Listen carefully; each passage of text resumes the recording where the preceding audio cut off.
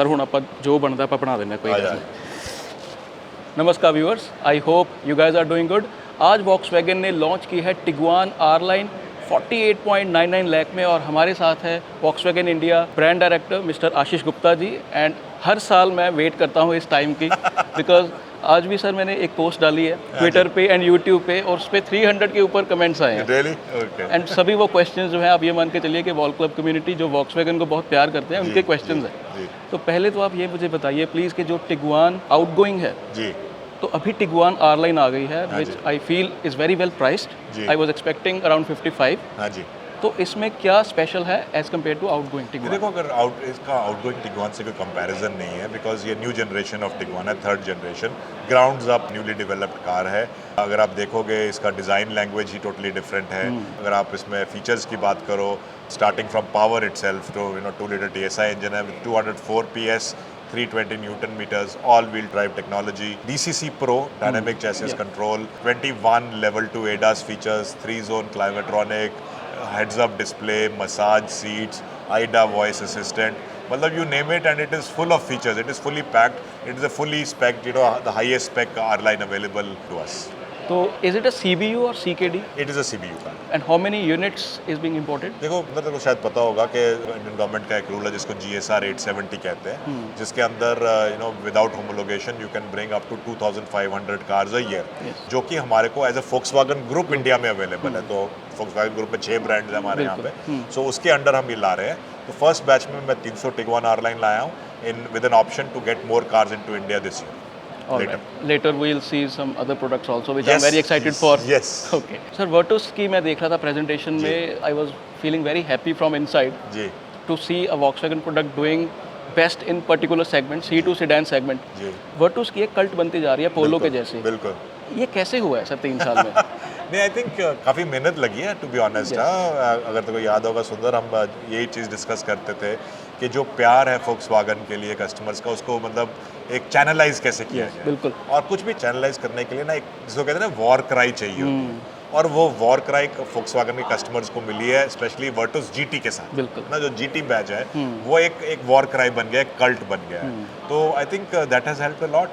और I'm happy and I'm glad that customers have liked the product, and it is one of the most talked about cars on social media. I do agree. Yeah. मतलब youngsters की definitely वो जी। Favourite है। At the same time Tiguan को उससे ज़्यादा time हो गया है आए हुए, उसके नंबर्स मुझे उतने इंस्पायरिंग लगता है जैसे थोड़े से कम हो रहे हैं धीरे धीरे। जी। Do we have any plans to boost Taigun in some way? I think देखो, अगर टाइगुन सेगमेंट की भी बात करें तो हाईली कॉम्पिटिटिव सेगमेंट है। टाइगुन के नंबर आपको कम लगते हैं, बट अगर मैं उसको एनालाइज करूं, और आपने भी ये एनालिसिस किया है कि जो टाइगुन वाली सेगमेंट है वो अभी भी almost 50-55% is diesel hybrid electric. Okay, तो अगर वो 55% को मैं बाहर ले जाऊं, तो बाकी बची मेरे लिए 45% सेगमेंट। ठीक है, उस 45 पेट्रोल सेगमेंट में भी टर्बो का जो पार्ट है वो उसका भी 40% है।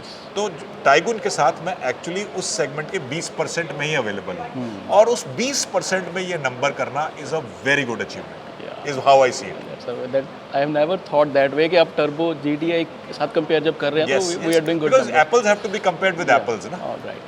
तो सर कंपटीशन यूरोपियन ब्रांड्स हमने देखा है कि अंडर 4 मीटर कुछ प्रोडक्ट्स लेके आए हैं विच आर डूइंग गुड, हालांकि 2 महीने हुए लॉन्च हुए। Do we have some plan for that? नहीं, देखो सुंदर, अपनी ये बात पहले भी हो चुकी है कि हमने 4-5 साल पहले डिसीजन किया था कि विद इन द ग्रुप जो 2 ब्रांड्स हैं हमारे, Volkswagen will take a more premium position. वो हमने करके भी दिखाया है पिछले 4-5 साल में। टाइगुन और Virtus के भी आज भी तुम सेल देखो तो मेरे जो हाई एंड वेरिएंट्स हैं वो ऑलमोस्ट 50 से 60% है, right. So customers already Volkswagen को एक्सेप्ट कर चुके हैं कि it is a more premium product. Tiguan R line हो गई और जो प्रोडक्ट्स आ रहे हैं उससे भी हम ब्रांड को प्रीमियम रखने की कोशिश कर रहे हैं। ये हमारा एग्रीमेंट डिसीजन है internally. But having said that, if there is a segment which is giving you some opportunity, which is giving you growth, you have to continuously evaluate. Yeah, so I am the kind of guy who will never say never. Yeah, if it makes sense for my business, if it helps me to grow the brand, but at the same time helping it to be aligned to my strategy, then why not? Okay. Yeah. 2 questions और मेरे हैं बस।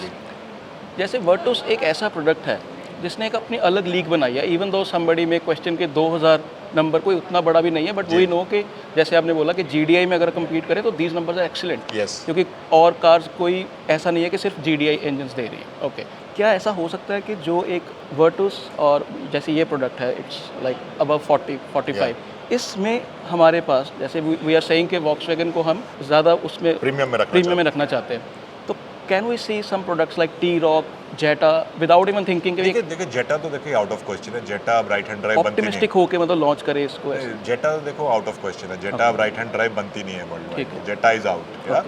T-Roc is an option. T-Roc अभी latest generation of T-Roc launch हो रहा है world over, so that is something which we will continue to evaluate, whether it is an FBU or a P&C that we have to make sense. तो वो definitely under evaluation. Okay, thank you so much. Last question, and thank you so much for your time. I know it's getting late. EV space में, like even though I don't know the percentage, but yes, it's a talk of the town. City usage, highway usage. So do we have some plan in this particular thing? Because last year हमने ID4 आपकी देखी थी.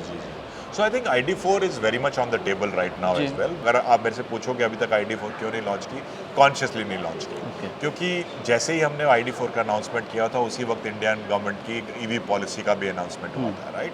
और वो EV policy अभी तक concretise नहीं हुई है, right? Till you have clarity on policy, it has a major implication on which car you want to bring, what specifications you want to bring, and what price can you bring it in, right? And based on the price, then you have to decide the volumes. Yes. So I think I have consciously held on to that plan because there's no point launching a car and then having the policy changed on you. Okay, Yeah? totally got your point. Any message for Volkswagen lovers community? I would say thank you very much for your love. आपके comments मैं respond तो नहीं करता हूँ, but you know they give me energy. They give me the right perspective on what we are doing right and what we need to do better. So please do not stop. Continue with your love for Volkswagen. Thank you so much, Ashish Gupta ji, and Thank you. congratulations once again. I wish you best of luck for this. Thank you Thank you Sundar. so much. Thank you.